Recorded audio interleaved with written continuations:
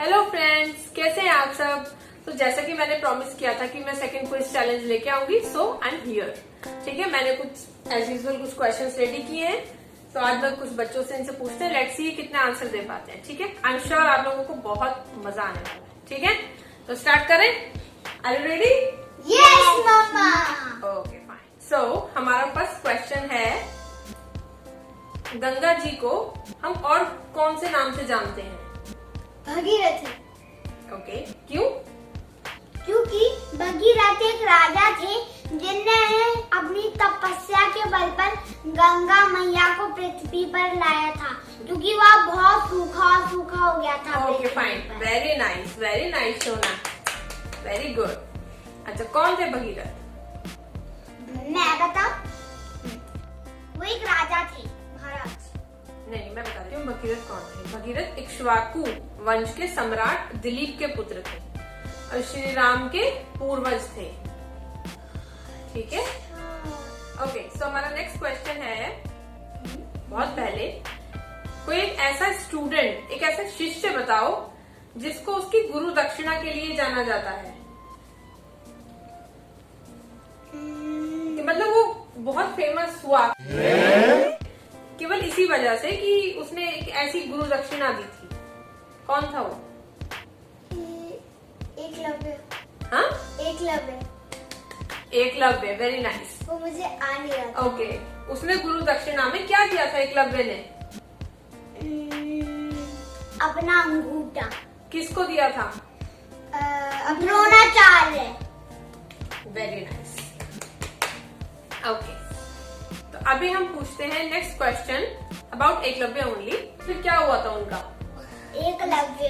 हाँ, एकलव्य का हुआ क्या था बाद में? ये तो सबको पता है कि गुरु द्रोणाचार्य ने अंगूठा मांगा था और ये सब हुआ था, लेकिन हुआ क्या था? फिर बाद में एकलव्य का दोस्त था ना। हाँ, दोस्त था। हाँ। Story telling. Okay, no problem, मैं ही सुना देती हूँ। ओके, सो एकलव्य, पहले तो आप ये जाने कि एकलव्य थे कौन। ठीक है, हरिवंश पुराण के अनुसार एकलव्य श्री कृष्ण के चाचा के बेटे थे। Can you imagine? ये बात सच में बहुत कम पता है, लेकिन पुराणों में, हरिवंश पुराण में ये लिखा हुआ है कि ये श्री कृष्ण के चाचा के बेटे थे। गुरु द्रोणाचार्य का सब इस बारे में बुरा मानते हैं कि उन्होंने अंगूठा लिया, लेकिन उनकी कुछ परिस्थितियां इस टाइप की हो गई थी। सबसे पहले तो वो एक उच्च कोटि के गुरु थे। ठीक है, एकलव्य उनसे शिक्षा लेना चाहते थे, पर गुरु द्रोणाचार्य पहले ही हस्तिनापुर के बच्चों को वचन दे चुके थे, उन हस्तिनापुर के लिए, कि मैं केवल आप ही का गुरु बनूंगा। तो वो एकलव्य के गुरु नहीं बन सकते थे, क्योंकि वो वचन नहीं तोड़ सकते थे अपना। ठीक है, बाद में वैसे कि काफी ये हुआ कि उन्होंने ऐसा नहीं करना चाहिए था। सेकंड, उन्होंने एक और वचन लिया था कि अर्जुन को विश्व का सर्वश्रेष्ठ धनुर्धर बनाने का वचन दिया था। लेकिन जब उन्होंने देख लिया कि एकलव्य इक्वलेंट टू अर्जुन जा रहा है, तो उन्होंने एकलव्य को कम करने के लिए उनका अंगूठा मान लिया, क्योंकि उन्हें अपना वचन पूरा करना था। इस वजह से उन्हें अंगूठा मांगना पड़ा था। ठीक है, गुरु बुरे नहीं थे, काफी उच्च कोटि के थे, लेकिन परिस्थितियां समटाइम्स ऐसी हो जाती हैं कि हम नहीं चाहते हुए भी हमें कुछ काम करने पड़ जाते हैं। ठीक है, अच्छा, तो चलिए थर्ड क्वेश्चन। इसके बाद मैं खुद ही क्वेश्चन बता देती हूँ कि एकलव्य को किसने मारा था। एकलव्य ने जरासंध का साथ देते हुए द्वारिका के विरुद्ध युद्ध छेड़ दिया था। उनको शायद भेद नहीं कर पाए कि जरासंध अच्छा है या बुरा, लेकिन अपनी मित्रता होने की वजह से उन्होंने युद्ध किया था। श्री कृष्ण की सेना को बहुत अच्छे से, मतलब एकदम खत्म करता जा रहा था। काफी परसेंटेज में उसने श्री कृष्ण की सेना का नाश कर दिया था। श्री कृष्ण को जब इस बात का पता चला कि एकलव्य सामने युद्ध लड़ रहा है, तो वो गए थे एकलव्य को समझाने के लिए कि तुम ऐसा मत करो, जरासंध सही नहीं है, तुम हमारी साइड आ जाओ। लेकिन एकलव्य ने नहीं सुनी। इसी वजह से श्री कृष्ण को एकलव्य का वध करना पड़ा, जबकि वो चाहते नहीं थे, क्योंकि वो जानते थे कि वो बहुत ही उच्च कोटि का धनुर्धर था। लेकिन शायद उन्हें फ्यूचर भी दिख रहा था कि अगर वो महाभारत के युद्ध में इन्वॉल्व होता एकलव्य, तो होता तो वो जरासंध और दुर्योधन की तरफ से ही, और कहा जाए कि वो धर्म के साथ न होकर अधर्म की साइड में खड़ा होता, और तब वो बहुत विनाश करता। तो शायद ये परिस्थितियां एकदम अनुकूल थी कि वो श्री कृष्ण उसका वध कर सके। तो उसमें कुछ अन्याय भी नहीं था क्योंकि वो सामने से युद्ध करने आया था, तो श्री कृष्ण ने उसका वध कर दिया युद्ध में। ठीक है, तो ये थी एकलव्य की कहानी। बहुत कैसी लगी?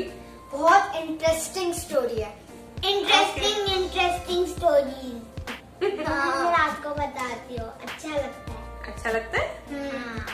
Very nice. तो अगर आपको हमारी स्टोरीज अच्छी लग रही है तो आप हमारी जरूर वीडियो को लाइक कर देना और चैनल को सब्सक्राइब कर लिया करो यार, बहुत सारे लोग ऐसे ही देख के निकल जाते हैं। हाँ, और हमें इंस्टाग्राम पर तो प्लीज फॉलो करना। चलिए नेक्स्ट क्वेश्चन करते हैं। अभी एकलव्य का टॉपिक अब हम बंद करते हैं। अब हम करते हैं हनुमान जी के बारे में। ठीक है, आई एम श्योर सब जानते हैं हनुमान जी कौन है। ठीक है, ठीक है। तो आज हम आपको नई चीज बताते हैं हनुमान जी के बारे में। पहले ये बताओ, हनुमान चालीसा किसने लिखी थी? तुलसीदास। हाँ, तुलसीदास। ये आज इन्होंने कहीं तो पढ़ा था, है ना, जब मैं सुन रही थी ना। गोस्वामी तुलसीदास जी ने 16वीं शताब्दी में हनुमान चालीसा लिखी थी। ठीक है, अच्छा ये बताओ ये कौन सी भाषा में लिखी थी?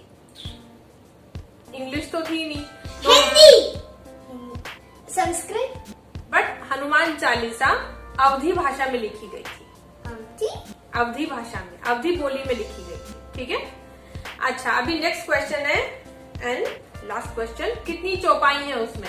चौपाई, छंद, जिसे तुम छंद कहते हो, तो बताओ हनुमान चालीसा में कितनी चौपाई है? बहुत सिंपल, इसी से कनेक्टेड उसका नाम भी है, हनुमान चालीसा। चालीसा ना 40